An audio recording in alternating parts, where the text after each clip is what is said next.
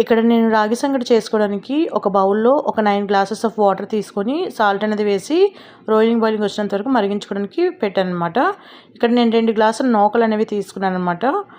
వీటిని శుభ్రంగా వాష్ చేసి పక్కన పెట్టుకోవాలి. ఇప్పుడు వాటర్ అనేది బాయిలింగ్ అయిన తర్వాత ఇందులో వాష్ చేసి పెట్టుకున్న నూకలు మొత్తం కూడా ఇందులో వేసుకోవాలి. వేసుకొని ఈవెన్గా కలుపుకొని మెత్తగా ఉడికినంత వరకు ఉడికించుకోవాలన్నమాట. చూస్తున్నారు కదా, ఇలా ఈ కన్సిస్టెంట్లో ఇలా మెత్తగా ఉడకాలన్నమాట. ఇలా ఉడికిన తర్వాత ఇందులో రాగి ఫ్లోర్ అనేది ఇక్కడ 2 గ్లాసుల నూకలకి 2 గ్లాసుల ఫ్లోర్ అనేది పడిందనమాట నాకు. వీటిని కొంచెంగా ఇలా జల్లుకుంటూ ఈవెన్గా మిక్స్ చేసుకోవాలన్నమాట, ఉండలు అవి కట్టకుండా. చూస్తున్నారు కదా, ఇలా ఈవెన్గా కలుపుకున్న తర్వాత స్టవ్ అనేది ఆఫ్ చేసుకొని చికెన్ గ్రేవీతో సర్వ్ చేసుకుంటే మనకి రాగి సంగటి అనేది చాలా టేస్ట్గా ఉంటుందండి. బెస్ట్ కాంబినేషన్ ఫర్ రాగి సంగటి అయితే చికెన్ గ్రేవీ అనమాట. ఇక్కడ నాటుకోడి గ్రేవీ అనేది నేను పెట్టాను కాంబినేషన్గా. మీకు ఈ వీడియో నచ్చినట్టయితే ఒక లైక్ చేసి మీ ఫ్రెండ్స్ అండ్ ఫ్యామిలీ మెంబర్స్కి షేర్ చేయండి. Thanks for watching.